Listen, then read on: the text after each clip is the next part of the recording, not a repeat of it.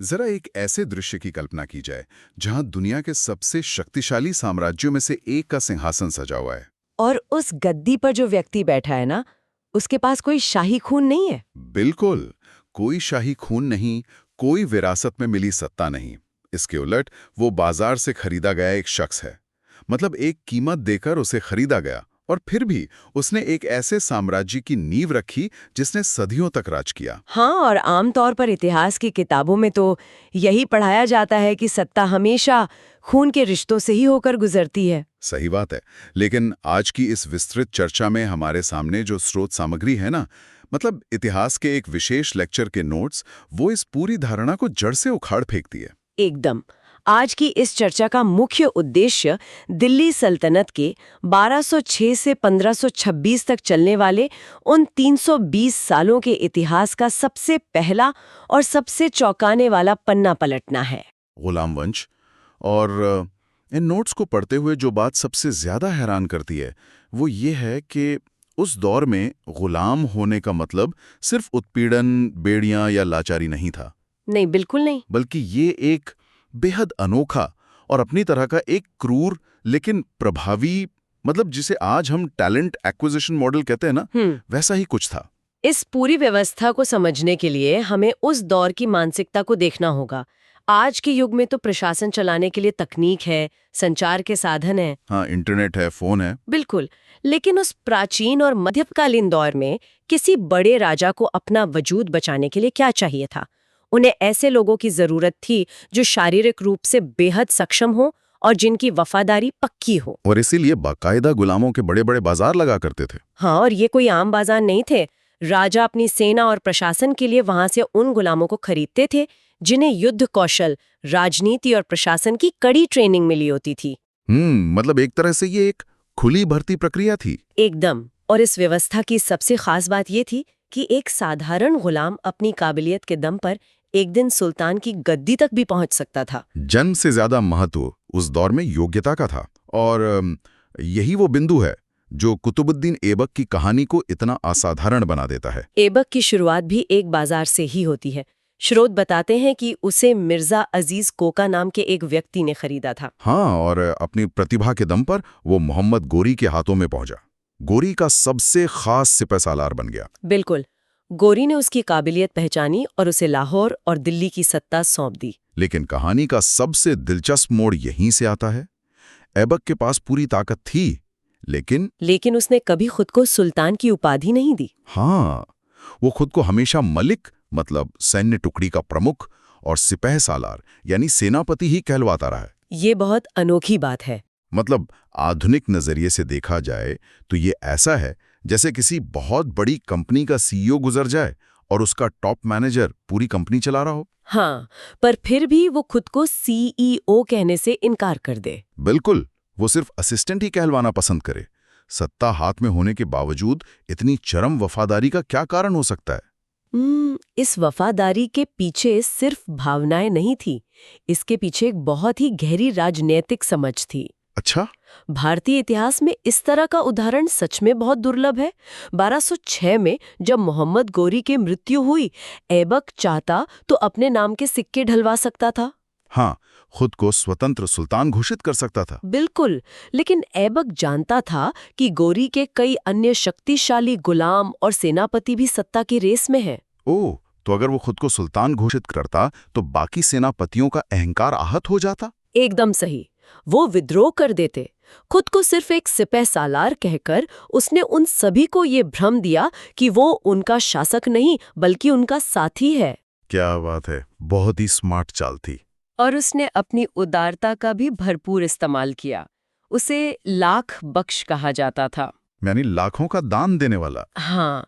इसके अलावा उसकी न्याय के कारण उसे हातिम द्वितीय और पवित्र कुरान के प्रति लगाव के चलते कुरान ख्वाह भी कहा गया। मतलब ये दान सिर्फ दया नहीं थी, बल्कि अपनी नई सत्ता के लिए लोगों का समर्थन खरीदने का एक अचूक हथियार था। बिल्कुल, राजनीतिक हथियार। एक तरफ तो ऐबक अपनी राजनीतिक छवि को एक वफादार सेवक और उदार शासक बना रहा था, लेकिन दूसरी तरफ वास्तुकला को लेकर उसका नजरिया पूरी तरह से आक्रामक था। वास्तुकला तो सत्ता के प्रदर्शन का सबसे बड़ा जरिया था उस वक्त। नोट्स बताते हैं कि ऐबक ने 1199 में सूफी संत बख्तियार काकी की याद में कुतुब मीनार का निर्माण शुरू करवाया, जिसकी कुल ऊंचाई 72.5 मीटर्स है। हाँ, और उसमें एक बहुत ही दिलचस्प बात है कि ऐबक सिर्फ इसकी पहली मंजिल ही बनवा पाया था। सही कहा, दूसरी से चौथी मंजिल तक का काम बाद में इल्तुतमिश ने पूरा किया।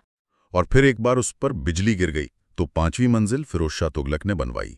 ऐसा लगता है जैसे हर आने वाली पीढ़ी का शासक इस मीनार पर अपनी सत्ता की मोहर लगा रहा हो। और सिर्फ कुतुब मीनार ही नहीं, उत्तर भारत की पहली मस्जिद कुव्वातुल इस्लाम भी ऐबक के ही दौर में दिल्ली में बनी। स्रोत स्पष्ट बताते हैं कि ये मस्जिद विग्रहराज चतुर्थ द्वारा बनवाए गए एक संस्कृत महाविद्यालय के ढांचे के ठीक ऊपर बनाई गई थी। और अजमेर में जो 2.5 दिन का झोपड़ा है, उसके बारे में तो स्रोतों में दर्ज है कि वो सिर्फ 60 घंटे में बनकर तैयार हुआ था। सिर्फ 2.5 दिन के भीतर? ये कोई सामान्य निर्माण कार्य तो नहीं था। 60 घंटे में एक पूरी इमारत खड़ा कर देना सोचने वाली बात है कि एक संस्कृत कॉलेज को इतनी जल्दबाजी में मस्जिद में बदल देना या 2.5 दिन में एक स्मारक बना देना सिर्फ पूजा पाठ के लिए तो नहीं हो सकता। बिल्कुल नहीं। इसके पीछे की जल्दबाजी ये दर्शाती है कि नए शासक जनता के मन में खौफ बैठाना चाहते थे। ये दिखाना चाहते थे कि पुरानी व्यवस्था ने अब इतिहास बन गई हैं। राजा इमारतें सिर्फ रहने के लिए नहीं, दबदबा दिखाने के लिए बनाते थे। बिल्कुल सही विश्लेषण है। आप किसी की पुरानी इमारत को गिराकर 60 घंटे में अपनी इमारत खड़ी करते हैं तो आप मनोवैज्ञानिक रूप से जता रहे हैं कि प्रतिरोध का कोई फायदा नहीं है। हाँ, एकदम खौफ का माहौल। और इसमें सांस्कृतिक मिश्रण को समझना भी बहुत जरूरी है। कुव्वतुल इस्लाम मस्जिद में जो दरवाजे हैं वो ऊपर से गोल हैं, जिसे गुंबद कला कहा जाता है। अच्छा। जबकि 2.5 दिन के झोपड़े का डिजाइन ऊपर से त्रिभुजाकार है, जिसे मेहराब कहते हैं। तो ये अलग-अलग सांस्कृतिक शैलियों का मिश्रण हो रहा था भारत में। हाँ, लेकिन सत्ता का ये मनोवैज्ञानिक दिखावा अपनी चरम पर था।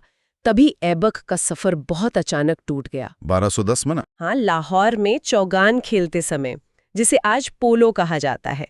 और दिलचस्प बात यह है कि इस खेल का जन्म भारत के ही मणिपुर में हुआ था। अरे वाह, मणिपुर में? हाँ, तो खेलते समय ऐबक घोड़े से गिर गया और उसकी मृत्यु हो गई। ये घटना सोचने पर मजबूर करती है कि ये पूरा साम्राज्य सिर्फ एक इंसान की निजी वफादारी के धागे से बंधा हुआ था। और जब वो धागा टूटा तो ताश के पत्तों की तरह सब कुछ बिखरने लगा। ऐबक का उत्तराधिकारी आराम शाह तो पूरी तरह से अयोग्य साबित हुआ।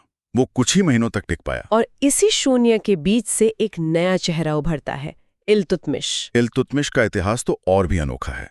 उसे गुलाम का गुलाम कहा जाता है, क्योंकि वो ऐबक का गुलाम था। हाँ, और स्रोत सामग्री में एक किस्सा है कि इल्तुतमिश इतना ज्यादा सुंदर और प्रभावशाली था कि गजनी के बाजार में उसे बेचने पर बैन तक लगा दिया गया था। जरा सोचिए, खरीदारों के बीच इतनी भारी बोली लग गई कि बाजार का पूरा आर्थिक संतुलन ही बिगड़ गया था। बाप रे!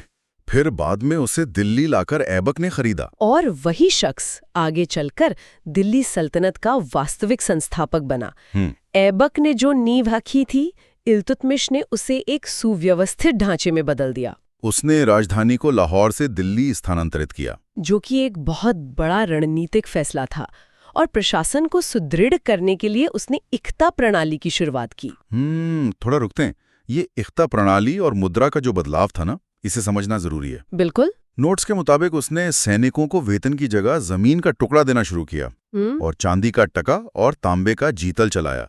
लेकिन इनका असल मतलब क्या था? इसे ऐसे समझा जा सकता है कि मध्यकालीन अर्थव्यवस्था में इतना नकद खजाना नहीं होता था कि विशाल सेना को हर महीने वेतन दिया जा सके। हाँ, इतना कैश कहाँ से लाएंगे? तो इख्ता प्रणाली के तहत उसने सेनापतियों को जमीनें दे दी। वहां से वो लगान वसूलें, अपना खर्च निकालें और सुल्तान के प्रति वफादार रहें। मतलब राजकोष पर सीधा बोझ नहीं पड़ा। Smart move. और जहां तक चांदी के टक्के और तांबे के जीतल की बात है, अपनी स्वतंत्र मुद्रा चलाना किसी भी शासक द्वारा संप्रभुता का अंतिम ऐलान होता है। अर्थव्यवस्था को बताने का तरीका कि मैं अब किसी का गुलाम नहीं हूँ। हाँ, एक स्वतंत्र शासक हूँ। लेकिन इल्तुतमिश की राजनीतिक समझ की सबसे बड़ी परीक्षा 1221 में आई। चंगेज खान का खतरा। दुनिया का सबसे खौफनाक खतरा। चंगेज खान या तेमुजिन उसके नाम से ही आधी दुनिया में खौफ छा जाता था। नोट्स में दिए गए आंकड़े तो सच में रोंगटे खड़े कर देते हैं। चंगेज खान ने अपने अभियानों में उस समय दुनिया की 1% आबादी को मार डाला था। लगभग 60 लाख लोग। जी, और स्रोत के मुताबिक वो शुरुआत में समनिष्ठवादी था। समनिष्ठवादी। नोट्स में इसे बौद्ध धर्म का एक बहुत ही हिंसक और विकृत रूप बताया गया है। हालांकि बाद में उसके वंशजों ने मुस्लिम धर्म अपना लिया था। अच्छा, और उसके आक्रमण का कारण भी बहुत दिलचस्प था ना? क्या कर दी गई थी। और यही मौत का तूफान 1221 में ख्वारिज्म के राजकुमार जलालुद्दीन मंगबरनी का पीछा करते हुए भारत की सीमा तक पहुंच गया। मंगबरनी ने इल्तुतमिश से शरण मांगी। और इल्तुतमिश ने क्या किया? उसने शरण देने से साफ इनकार कर दिया और मंगबरनी के दूत की गर्दन कटवा दी। बिल्कुल। तो इन सब बातों का मायने क्या है? एक शरणागत की मदद ना करना और दूत की हत्या कर देना, क्या ये इल्तुतमिश की कायरता थी या फिर कूटनीति की कोई बहुत बड़ी चाल? अगर इन कड़ियों को जोड़कर बड़ी तस्वीर देखें तो ये कूटनीति का एक बहुत ही निर्मम लेकिन जरूरी फैसला था। कैसे? जरा खुद को इल्तुतमिश की जगह रखकर देखने का प्रयास किया जाए। एक तरफ शरण मांगने वाला राजकुमार है जिसे बचाना एक नैतिक काम हो सकता है। हाँ। लेकिन दूसरी तरफ दुनिया का सबसे खूंखार हत्यारा खड़ा है जिसने सिर्फ दूतों की हत्या के प्रतिशोध में पूरा का पूरा ईरान जला दिया था। सही बात है कि नवजात दिल्ली सल्तनत चंगेज खान की आंधी के सामने एक दिन भी नहीं टिक पाएगी। तो दूत की गर्दन काटकर उसने चंगेज खान को कड़ा संदेश दिया। हाँ, कि मंगबरनी से उसका कोई नाता नहीं है। उसने अपनी नैतिकता को किनारे रखकर पूरे उत्तर भारत को एक ऐसे नरसंहार से बचा लिया जो शायद सिकंदर के आक्रमण से भी ज्यादा विनाशकारी होता। ये भावना विहीन राजनीति का सबसे सटीक उदाहरण है, जहां शासक केवल राज्य के अस्तित्व के बारे में सोचता है। बिल्कुल। और अपनी सत्ता को सुरक्षित करने के लिए इल्तुतमिश ने एक और व्यवस्था बनाई थी, तुर्क-ए-चहलगानी। 40 वफादार तुर्क सरदारों का शक्तिशाली गुट। हाँ, इसका मकसद सत्ता का संतुलन बनाए रखना था। जब तक इल्तुतमिश जिंदा था, ये व्यवस्था उसके इशारों पर नाची। लेकिन उसकी मौत के बाद इसी ढांचे ने उसके परिवार के लिए मुसीबतें खड़ी कर दी। उसका बेटा रुकनुद्दीन फिरोज गद्दी पर बैठा, जो विलासिता में डूबा हुआ शासक था। और सत्ता की असली चाबी उसकी मां शाह तुर्कान के हाथों में थी, जिसे स्रोत एक चरित्रहीन और क्रूर महिला बताते हैं। और इसी भयंकर अव्यवस्था के बीच से एक ऐसी शख्सियत उभरती है जिसने समाज के सारे नियमों को चुनौती दी, रजिया सुल्तान। रजिया का आना तुर्की इतिहास की अभूतपूर्व घटना थी। वो पहली मुस्लिम शासिका बनी। उस दौर के इतिहासकार मिन्हाज उस सिराज का जो संदर्भ है नोट्स में, वो बहुत महत्वपूर्ण है। हाँ, वो लिखते हैं कि रजिया में एक महान और दूरदर्शी शासक के सारे गुण थे। वो एक शानदार प्रशासक और रणनीतिकार थीं। लेकिन उसका सबसे बड़ा दोष क्या था? कि वो एक महिला थी। उस समय का समाज और खासकर वो 40 सरदार मानसिक रूप से तैयार ही नहीं थे कि एक महिला के सामने सिर झुकाएं। लेकिन रजिया ने गद्दी हासिल कैसे की, ये देखना बहुत दिलचस्प है। बिल्कुल। आज की भाषा में कहें तो ये बेहतरीन पब्लिक रिलेशंस मतलब पीआर और मास मोबिलाइजेशन का एक अचूक उदाहरण है। एकदम सही एनालॉजी है। बिना सेना के सीधे जनता की भावनाओं को छुआ उसने। शुक्रवार की नमाज के दौरान लाल वस्त्र पहनकर जनता के बीच पहुंच गई। उस दौर में लाल कपड़े पहनने का मतलब होता था न्याय की गुहार लगाना। हाँ, और भीड़ के सामने ऐसा ओजस्वी भाषण दिया कि जनता ने विद्रोह कर दिया। राजमहल के दरवाजे तोड़कर रजिया को अपनी शासिका चुन लिया। सेना को दरकिनार करके सीधे जनता के जरिए तख्ता पलट। गद्दी पर बैठने के बाद उसने बुर्का पहनना छोड़ दिया। वो दरबार में पुरुषों की तरह कुल्हा यानी टोपी और चोगा यानी कोट पहनकर आने लगी। रजिया का ये कदम सिर्फ पहनावे का बदलाव नहीं था, है ना? नहीं, ये सत्ता की दृश्य भाषा पर नियंत्रण करने का प्रयास था। जब कोई शासक कोट और टोपी पहनकर सिंहासन पर बैठता है तो वो संदेश देता है कि वो किसी से कमतर नहीं है। लेकिन यही बात उन 40 सरदारों के गुट को बर्दाश्त नहीं हुई। इस गुट का नेता था एतिगीन, जो पहले रुकनुद्दीन का पूर्व मैनेजर या अमीर हाजिब रह चुका था। एतिगीन समझ गया था कि रजिया इतनी लोकप्रिय है कि उससे सीधी लड़ाई में हराना बहुत मुश्किल है। इसलिए उन्होंने राजनीति का सबसे पुराना और गंदा हथियार निकाला, कानाफूसी और चरित्र हनन का अभियान। आधुनिक समय में जिसे हम फेक न्यूज या झूठी अफवाहों का तंत्र कहते हैं। उन्होंने एक बहुत ही सुनियोजित अफवाह फैलाई। रजिया ने एक अफ्रीकी गुलाम याकूत को अमीर ए आखूर यानी अश्वशाला का प्रमुख बनाया था। तो सरदारों ने अफवाह फैलाई कि रजिया और याकूत के बीच प्रेम संबंध हैं। ये झूठ फैलाया गया कि याकूत रजिया को अपने हाथों से उठाकर घोड़े पर बैठाता है। मतलब ये देखना कितना हैरान करने वाला है कि जिस शासिका की योग्यता की कस्में इतिहासकार खा रहे थे, उसे युद्ध के मैदान में नहीं, अफवाहों के बवंडर से हराया गया। अफवाहें अक्सर तलवार से ज्यादा गहरी चोट करती हैं। इन अफवाहों ने सरदारों को विद्रोह करने का बहाना दे दिया। पहले लाहौर और मुल्तान में कबीर खान ने विद्रोह किया, लेकिन रजिया ने उसे बहुत ही कुशलता से कुचल दिया। लेकिन इसके तुरंत बाद भटिंडा में अल्तूनिया ने विद्रोह कर दिया और रजिया को कैद कर लिया। रजिया की राजनीतिक सूझबूझ देखिए। कैद होने के बाद अपना अस्तित्व बचाने के लिए उसने एक आखिरी दांव चला। उसने अपने ही अपहरणकर्ता अल्तूनिया से शादी कर ली। कूटनीति का अद्भुत प्रयास। वो किसी भी तरह दिल्ली की सत्ता वापस पाना चाहती थी। लेकिन परिस्थितियां नियंत्रण से बाहर हो चुकी थी। हाँ, दिल्ली लौटते समय 13 अक्टूबर 1240 को एक षड्यंत्र के तहत रजिया की हत्या कर दी गई। और रजिया के पतन के बाद गद्दी पर बैठा बहराम शाह, जिसने सत्ता में आते ही उस षड्यंत्रकारी एतेगीन को अपना प्रधानमंत्री बना दिया। लेकिन इसके बाद की जो कहानी है वो सत्ता के अहंकार का सबसे हास्यास्पद उदाहरण है। सच में ये पूरी घटना सवाल खड़ा करती है कि सत्ता में असली ताकत पद में होती है या फिर धारणा यानी परसेप्शन में। बहराम शाह सुल्तान जरूर था, लेकिन एतेगीन भूल गया था कि उसे प्रधानमंत्री किसने बनाया है। स्रोत बताते हैं कि बहराम शाह राजा होने के बावजूद अपने दरवाजे पर सिर्फ 2 हाथी बांधता था, लेकिन प्रधानमंत्री एतेगीन के दरवाजे पर 4 हाथी बंधे रहते थे। बहराम शाह एक छोटी सैन्य टुकड़ी के साथ जाता और एतेगीन एक विशाल काफिले के साथ। ये हाथियों की संख्या कोई गणित नहीं थी।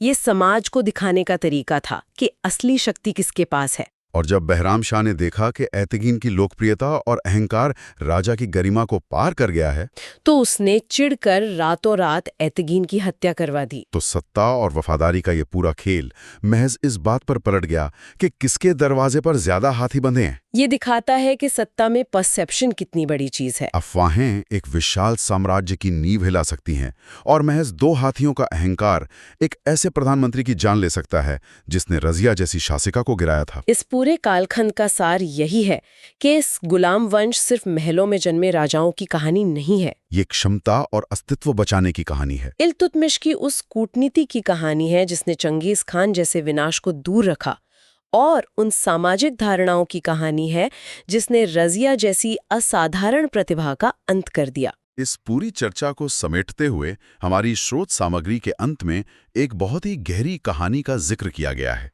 महाभारत के एकलव्य और द्रोणाचार्य की कहानी। हाँ, इन नोट्स में द्रोणाचार्य को एक आदर्श गुरु के बजाय एक कूटनीतिक और व्यवस्था से बंधे हुए गुरु के रूप में पेश किया गया है, जो सत्ताधारी राजाओं को खुश करने के जाल में इतना फंसा था कि उसने एकलव्य की संभावनाएं ही छीन ली। कहानी का निष्कर्ष ये है कि एकलव्य की महानता किसी गुरु की कृपा नहीं थी, बल्कि उसके खुद के समर्पण और अपनी मेहनत का नतीजा थी। इस विश्लेषण को अगर आज के संदर्भ से जोड़ें तो ये बहुत शक्तिशाली विचार है। गुलाम वंश के इन शासकों ऐबक, इल्तुतमिश और रजिया के जीवन में भी शुरुआत में कोई द्रोणाचार्य नहीं था। कोई शाही खून नहीं, समाज के कोई विशेषाधिकार नहीं। वो बाजारों से खरीदे गए लोग थे जिन्हें समाज ने सिर्फ इस्तेमाल की वस्तु समझा था। लेकिन उन्होंने अपनी बौद्धिक क्षमता और अपनी अचूक कूटनीति से अपना रास्ता खुद बनाया। उन्होंने इतिहास में ये दर्ज कर दिया कि नेतृत्व करने की क्षमता महलों में जन्म लेने की मोहताज नहीं होती। ये विपरीत परिस्थितियों का डटकर सामना करने से जन्म लेती है। और यही वो विचार है जिसके साथ हम आज के इस विस्तृत विश्लेषण को समाप्त करेंगे। ये एक ऐसा सवाल है जो भीतर तक झकझोर देता है। बिल्कुल। इतिहास गवाह है कि जब पूरी की पूरी व्यवस्था आपके खिलाफ खड़ी हो, जब नियम आपको आगे बढ़ने से रोकने के लिए ही बनाए गए हों, तो क्या स्थापित नियमों के भीतर रह के किसी के रहमो कर्म का इंतजार करना चाहिए, या फिर अपनी खुद की क्षमताओं पर विश्वास करते हुए ऐबक, इल्तुतमिश और रजिया सुल्तान की तरह अपने लिए पूरी तरह से नए नियम लिख देने चाहिए? अगली बार जब किसी पुरानी व्यवस्था या नियम से सामना हो तो इस सवाल पर जरूर विचार किया जाए।